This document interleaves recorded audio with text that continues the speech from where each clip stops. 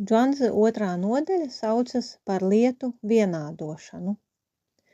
Katrai lietai un būtnei ir sava unikāla vērtība, un šai ziņā tās visas ir vienādas. Džuanzi runā par nomodas un par sapņu relatīvo robežu. Un kāds fragments stāsta par Džuanzi un taurenīti. Kādu reizi Džuangdžou sapņoja, ka ir kļuvis par taurenīti, līksmu, priecīgu taurenīti. Viņš jautri lidinājās tur, kur pats vēlējās, nemaz nezinot, ka bija Džuangdžou. Pēkšņi viņš pamodās un skaidrā prātā saprata, ka ir Džuangdžou.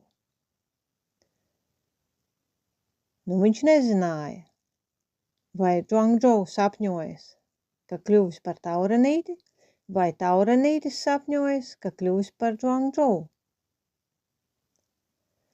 Bet Džuangdžou un taurenītis tur noteikti ir jābūt atšķirībai. Šo sauc par lietu pārvēršanos.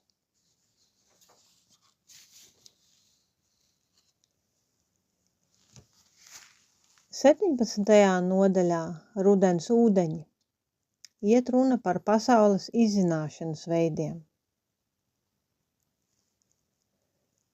Džuangzi un Huidzi bija draugi, bet viņu domas un teorijas bija pilnīgi pretējas.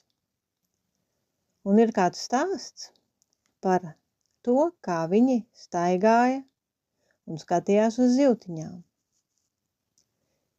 Džuangzi un Huidzi pastaigājās pa tiltiņu uz Haušueju upes.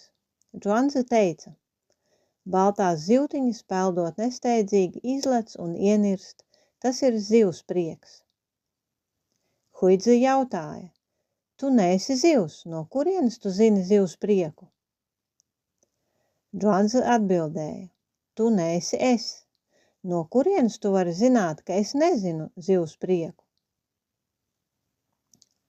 Huidzi teica: es neesmu tu, bez šaubām nezinu, ko tu domā. Bet tas arī ir fakts, ka tu neesi zivs, un tu nezini zivs prieku.